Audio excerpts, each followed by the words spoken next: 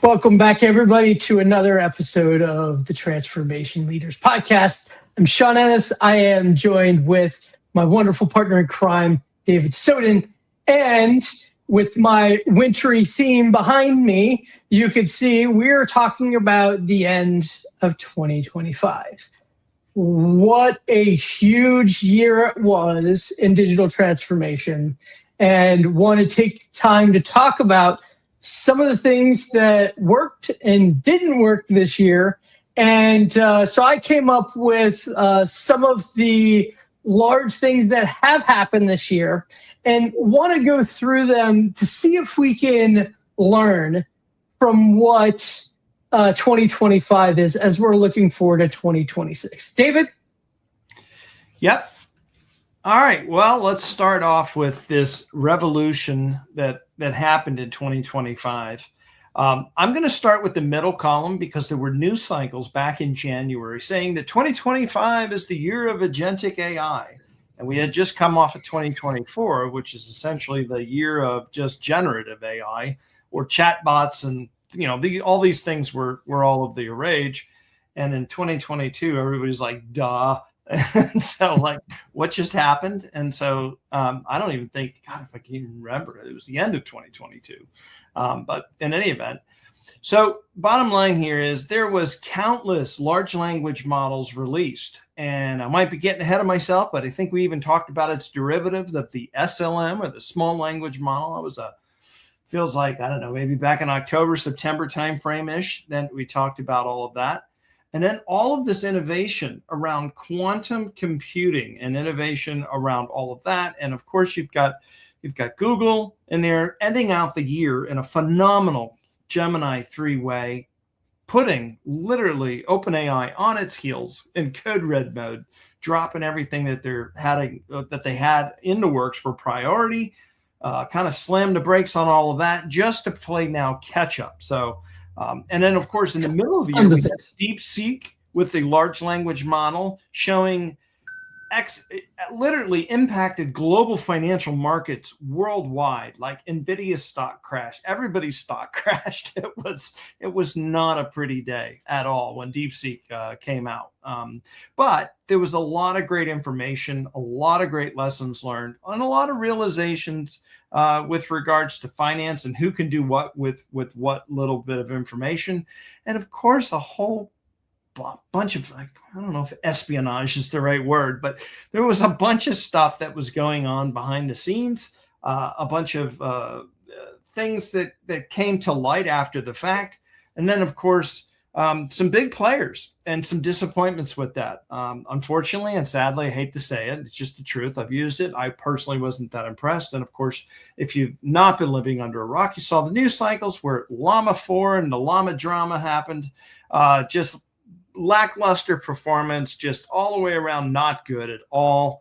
And we're probably honestly going to see the same from OpenAI as they go into code red mode with this, what is it, 5.2 release that they're trying to scramble to the end of the year. So not waiting with bated breath for any of that.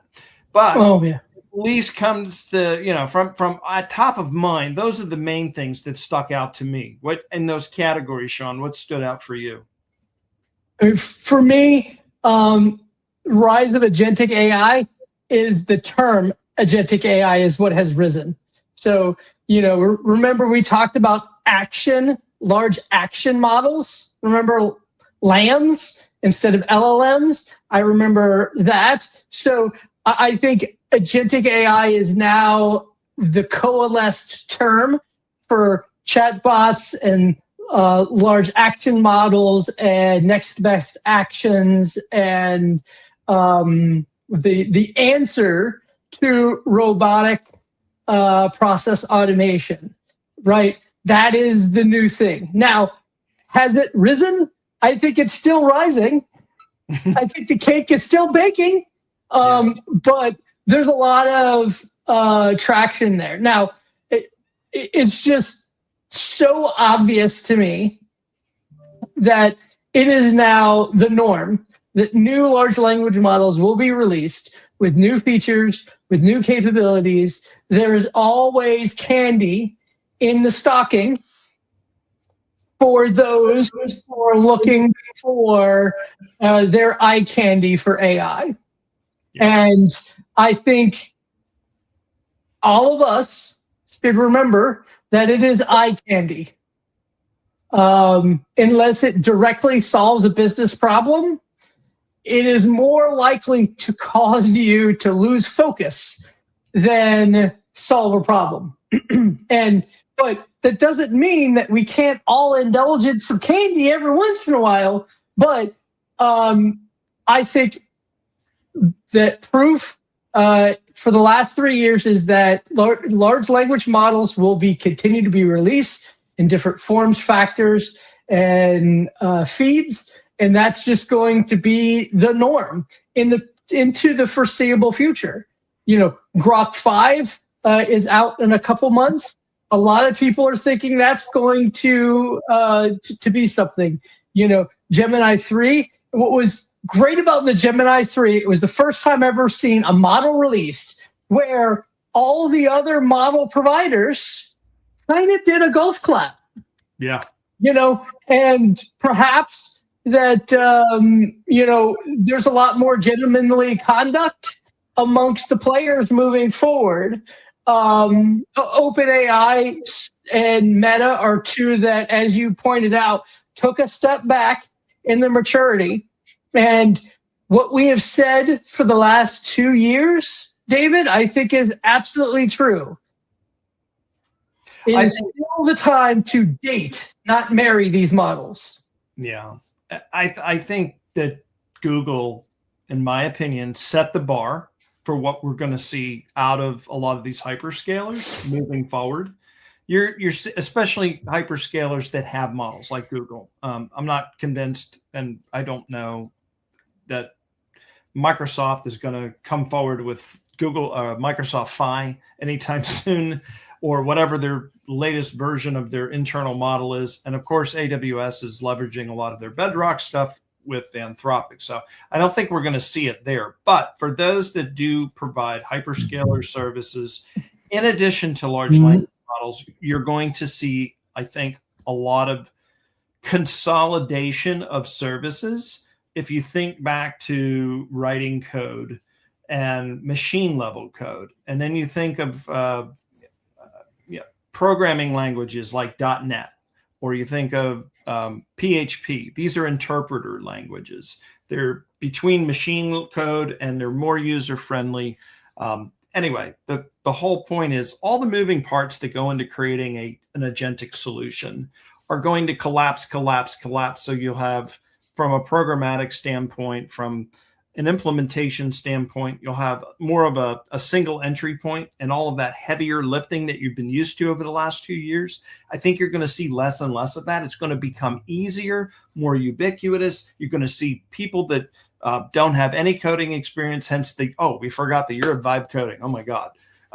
And so I'm sure that's on the list. I'm sure it's on the list. I mean, what I want to make sure everybody remembers is that I think it's pretty obvious now.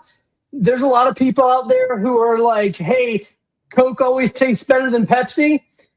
That's we're starting to see that personal foibles is what drives large language behavior right now, which I think is hilarious, right?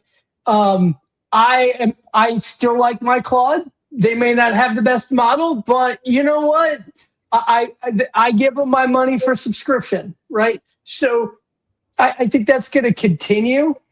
But basically everybody is building, and that's great for all of us who want options. Yeah. And that is what's so good. The last thing I want to point out, the quantum computing is been a big nothing burger. A lot of people tried to make it big. I'm sure in the future it may be big. Great technical R&D strides are made. The same thing in nuclear, research and stuff like this. That's great. It's still half a decade away.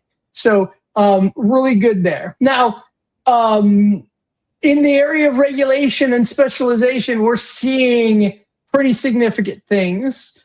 The AI deregulation shift has been tremendous in 2025.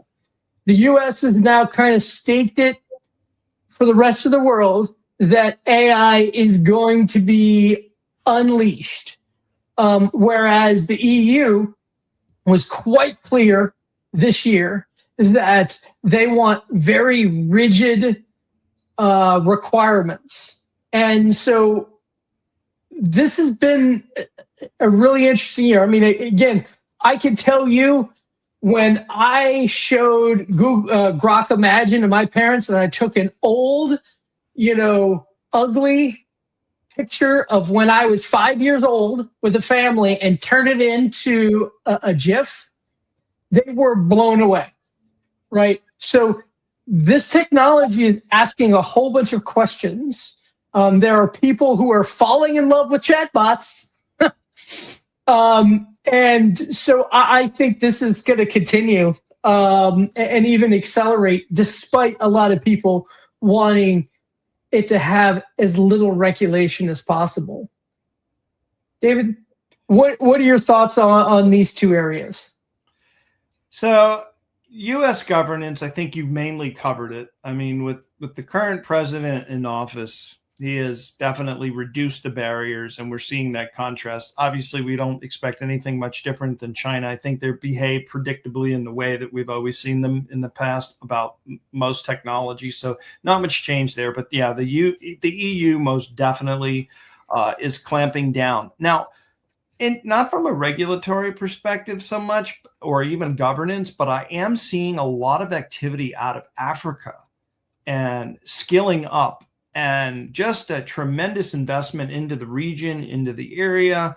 I have a couple of extracurricular activities and stuff that are technology based. Some of it's based in AI, and I'm seeing an uptick, much like we saw in India back in the day. So for anybody looking for governance, compliance, rules, regulations, the next wave, the next outsourcing wave, keep your eye on Africa over the next 5 years. I think you're going to be really surprised. You're going to see a lot of activity. It may be even a place to go to if you're looking for a place like the United States or another alternative place outside of the U.S. that doesn't have a strong regulatory, well, I say that almost tongue in cheek. Depends on which area in Africa. So just depends on what's going on. But obviously South Africa and so even certain other regions have just exponentially really picked up in that area. Anyway, so watch those areas for relaxed regulations, I guess is what I'm trying to say. Specialized large language models and micro LLMs. Yeah. Raspberry Pi, I've seen a little bit of activity on that for edge computing that definitely isn't going to die, but maybe it's just because everything in large language models and AI have taken front and center stage. You don't hear much about edge computing too much anymore, but it has not gone away by any means. Kinesis uptake in Amazon, which is one of the earpieces that these edge computing componentry speaks to, that's going strong. As a matter of fact, a lot of new changes and updates on that front. Specialized LLMs, I think these are more going in lines with, these highly regulatory compliant type of industries where they themselves, meaning the companies or the providers, mainly in medical, they're having hard times getting past or through regulatory requirements. And so they're just resorting to specialized large language models. They're building their own, they're building it off their own knowledge. And it's a way of just keeping it inside the walls, inside the house. It's their data anyway to begin with. And as long as there's no leakage to going outside the walls, it's working well for them, and it's reduced friction for them to get past. Other than that, I don't really have too much more that I've had in experience with all of that. I don't know if that jarred any memory for you to. Yeah. I mean, we did a podcast on an SLM, right? Yep. We showed how you can create your own and how much data you need to create these. And that the value of synthetically generated data versus hard data and the accuracy difference between them. So yeah, there's a lot.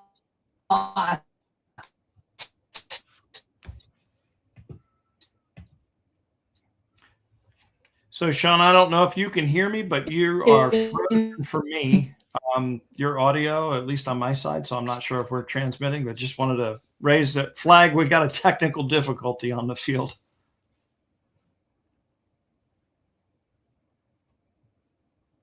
Yep. I heard a little bit come through, but it was delayed. How about now? Can you hear me now? Yep, I can hear you now. Smooth. Good. Now your video's starting to catch up. Sorry about that. You got to love it when the providers, your internet provider has a bad day. But we did a call this year about distilling large language models. This is how the DeepSeek worked. We talked about building your own specialized language model.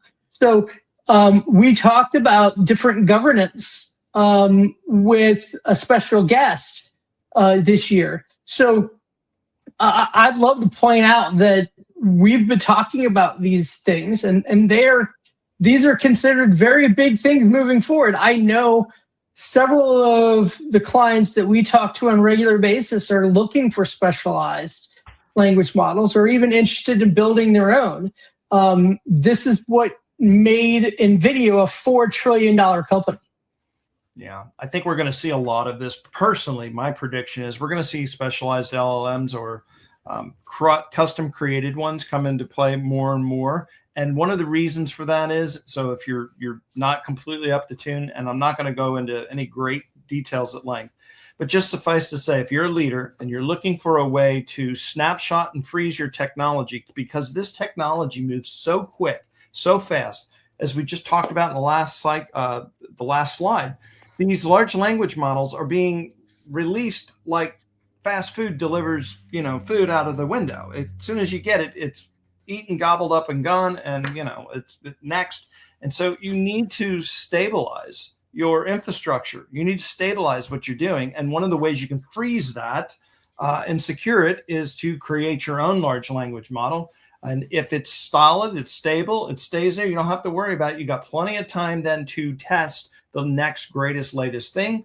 And you can control your own destiny, your own release schedule, because if you're trying to keep up with the Joneses and you're running live with OpenAI or running live with Gemini, it's painful. It's extremely painful. Like every 2 to 3 weeks, you're having to retest everything just to retest whatever the flavor of the week is. So yeah, I would say keep a strong eye out on that from now, 2026, all the way into 2027. I think we're going to see a big uptake in this.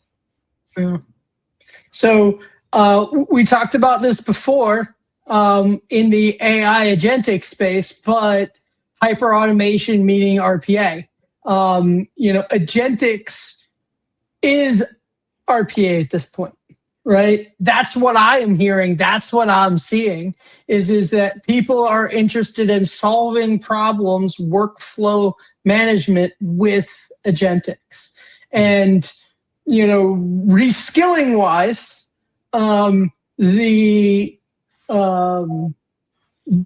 technique or the skill that everybody needs to know how to do, and everybody is horrible at doing it, prompting, is the next big thing. And so much so now that I am getting people at my kids' school, at church, friends of my parents. Hey, tell me how to prompt. You must know how to prompt. So I would implore anybody who thinks that they know how to prompt, double check, learn these skills because they are really the difference maker right now. It is the difference between you being able to use a computer and you not being able to use computer 30 years ago.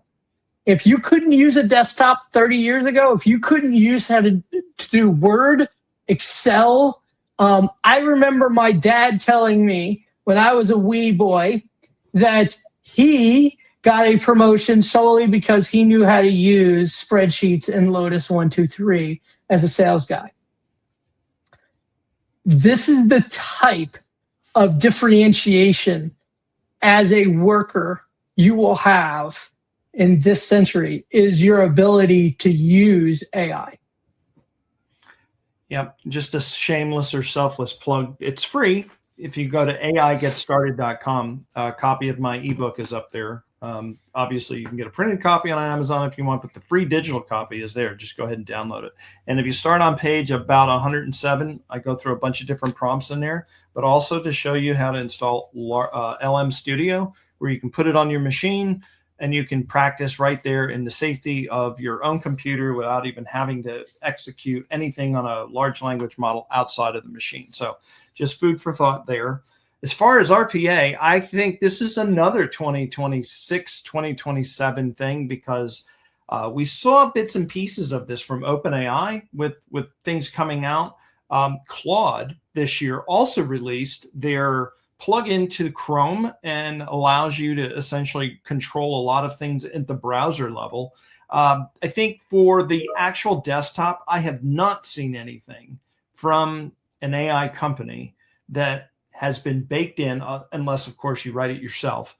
But I think for your traditional command line things that's going on, whether it's Linux or Apple, meaning the terminal, or you're talking about command line on Windows, I think you're going to have to resort to your traditional RPA components. If you are looking, and you're at least on a Windows machine, I'm not mistaken, Sean, you use a Mac. Maybe this is available, or maybe you've even explored or played with it.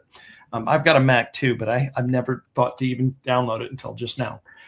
I use Microsoft's Power Automate. It is built into Windows 11 anyway, and you can use it locally to just automate stuff on your own desktop. And I know on Mac, because I have a Mac, I forget what they call it.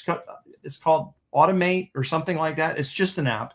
And you can automate RPA level stuff even on your own Mac. It's built in Mac OS. It comes along for the ride for free. So explore and play with those tools. Automator. That was it. Yep. That's it. And the point that I'm trying to make here is that even if you don't have anything to technically do with it, it's good to wrap your head around, using it, seeing how it works, because when you apply agentics in a layer over that or to that to process information, then you can start to see in really good and interesting ways, hey, how can I apply this to this problem at work, or to this client that I'm working with, or to whatever the case may be. So watch. I think we're going to see RPA agents as native applications, not just browser components, come probably in the next year to 2 years is going to be my guess. Yeah. I mean, again, we did a great video on N8N very, very early in the year. It may have even been last year, in 2024. So I would really recommend, if you don't have anything, you can start there.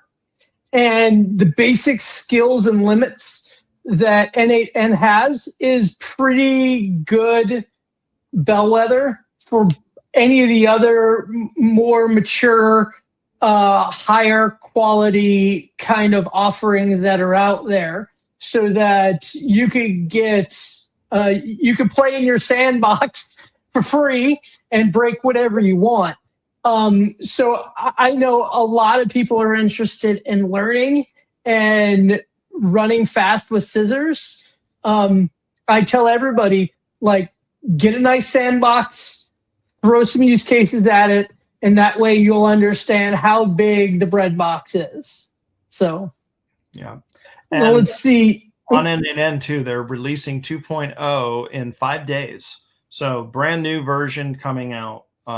Radically much, I mean, if it goes without saying, it was great before, but with 2.0, they've got a bunch of additional features around MCP context and using literally now your N8N instance as an MPC server, which means all of the workflow automations can be controlled via an MCP server, via an AI. So just unbelievable leaps and bounds technology on it. So definitely check out the new version that's coming out.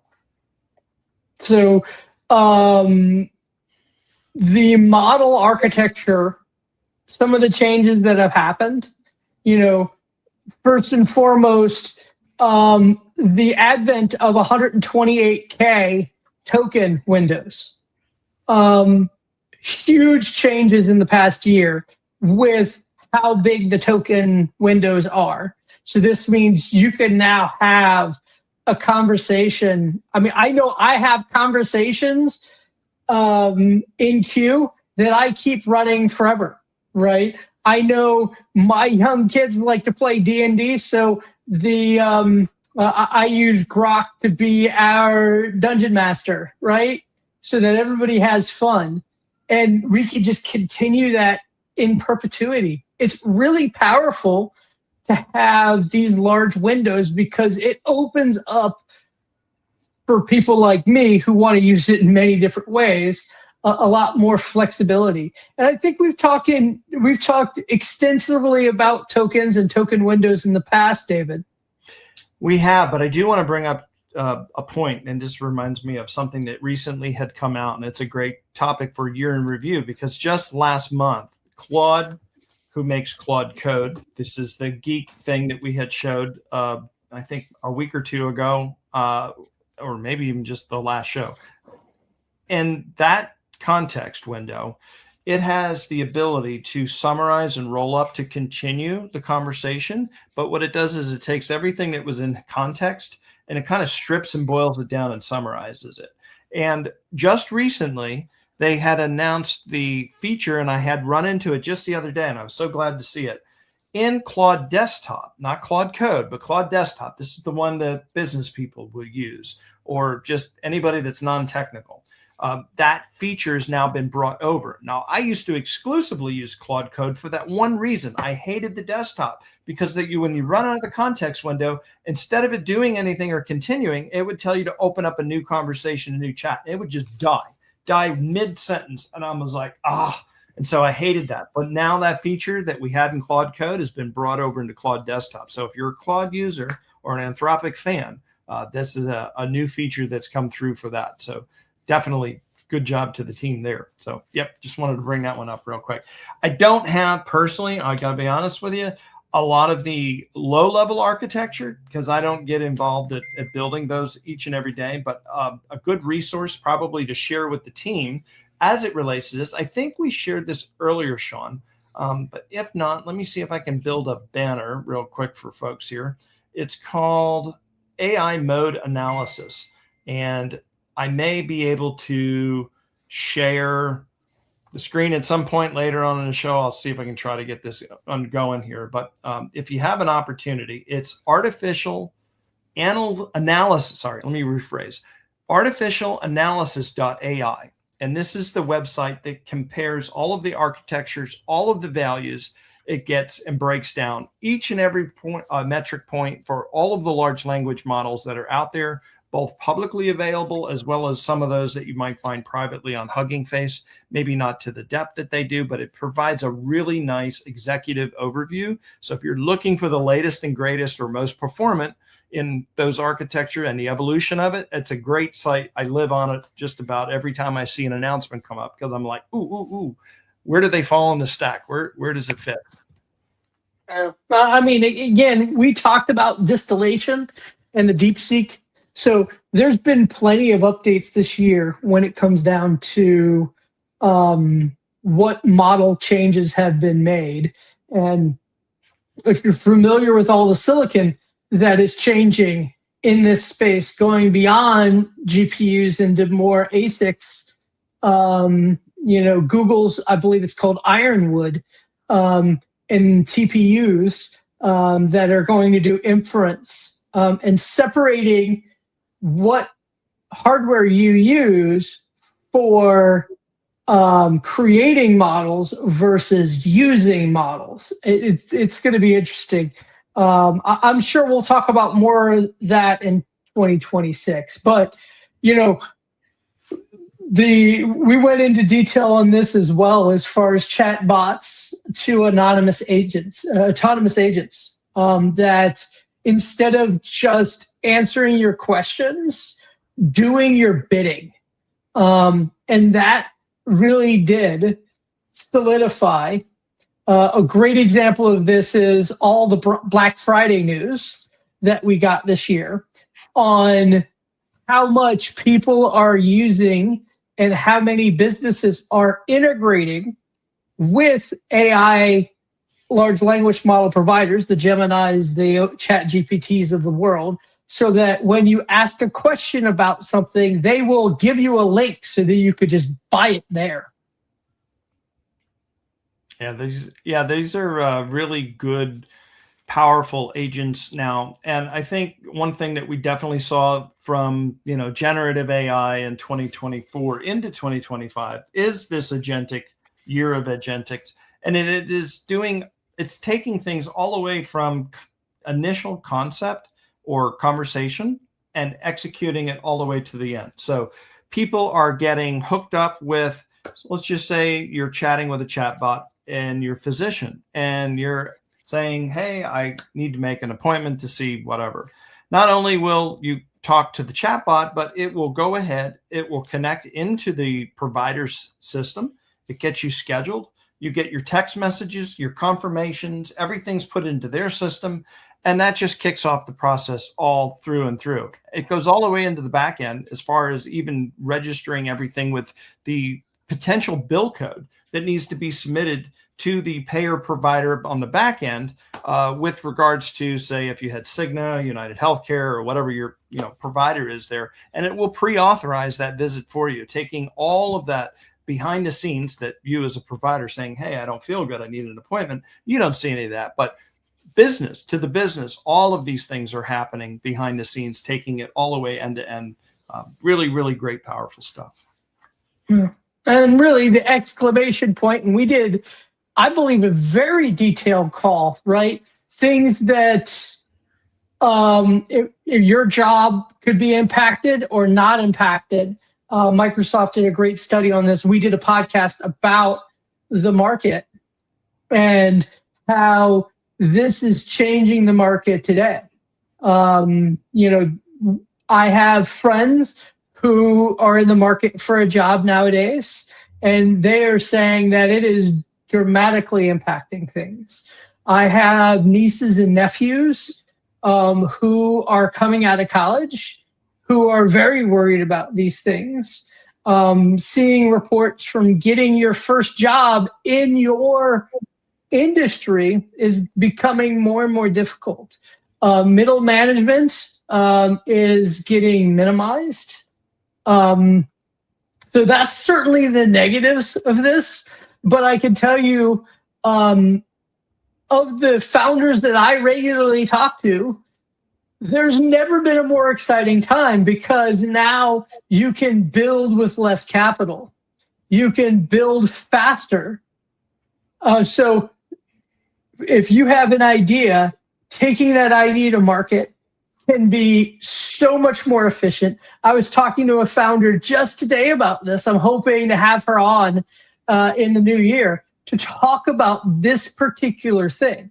So there are pluses, meaning that if you have an idea, you're going to be able to move much faster. If you are a digital transformation expert, your ability to impact and drive change within your organization, it's never been a lower bar. But on the flip side is if your value was tied to monotonous minutia, you're in trouble. And unfortunately, middle management who has to do annual performance reviews and manage alignment and consolidation to policy, low-level training, or maybe it's just your first job in the marketplace. These things are terrible news for you. And I'll give you the same advice I give to those people who come to me and say, Sean, what do I do? Learn how to build. Pick something that is interesting to you, use AI to build it, and use that for your resume. That is going to be the huge differentiator. If you can show people that you have ideas and you can bring them to reality without any capital or resources. I haven't met one hiring corporation who isn't interested in hiring those people. Yeah. I think that's probably the biggest, easiest skill, because I think a lot of people, even hearing or watching the show, irregardless of whether you're watching it live or after the fact on a replay, creative thinking is like the easy path out. It is the path of least resistance, but it does require you to be a thought leader. And there are courses out there for thought leadership. If you take what you've done historically, the industries that you've worked in, you can think about the problems. I highly encourage you to go up, and this is one of the things I did early this year, and I'm still using it in various formats. Create yourself. It's free, and most people probably either have forgotten about it, that it exists, or don't know it exists at all. But it's called Google Alerts, and you can set basically a Google search query on automation, and it can email you all of the latest and greatest articles that have a hit on that Google search. And you can have it do it in real time. You can have it do it as a roll up. You can even put it in as an RSS feed, which is what I personally do, and then feed it into N8N, and I automate and blah, blah, blah, all kinds of stuff on it. But my point here is that you don't have to be a geek or a rocket scientist to figure out how to use this. If you can use Google and you can search the internet, you can become a thought leadership by staying abreast of the problems that's going on in your industry or your industry of interest. Maybe you want to change industries, and go and find what the heck is the pain. What are they facing? Ask top 10, pain points by legal or healthcare or manufacturing or whatever, and find out what those are, and work with your large language model of choice and say, I notice these are the top 10 problems. What are some of the solutions to those problems? And then position yourself on LinkedIn, write articles, say, hey, listen, this is how I'd solve this problem. Hey, listen, this is how I'd solve that problem. While you're applying for jobs, when you apply for jobs, if you're lucky enough to get an interview, point the recruiter or point the person to your most recent postings. They're going to look for that anyway. But these are the things that you can do to either become a consultant, or the things that you can do to get more recognition, say on LinkedIn or wherever the case may be, to make you look like a thought leader. Because if not, as Sean said, you're going to have to become a builder, because that's where pretty much is, as AI goes to take over. You're either going to be a thought leader to solve problems this way, it's going to hand it to a builder, or you're going to be both, or just a builder. I don't know that there's too much wiggle room after that. It's pretty much what, either left or right or both. Yep. And being able to show that you have the ability to do both is incredibly important. So I guess I'll stop there, David. Yep. What else in 2025 do you remember? Top of head, I think we've covered most of the major ones that's there. I don't really have anything, to be honest, that stands out, other than just maybe some housekeeping things for everybody watching. Obviously, this is a year in the review. We are at the 17th of December, 2025. And so the following 2 weeks of this year is going to be Christmas Eve, which we are going to take off. And then we have New Year's Eve on the 31st, which we're also going to take off for obvious reasons. Hopefully everybody's joining in on the celebration and stuff. So we will see you guys back on the 7th, where we've got a whole bunch of stuff planned for you guys. We'll talk about some new things. We'll hope to have some new guests.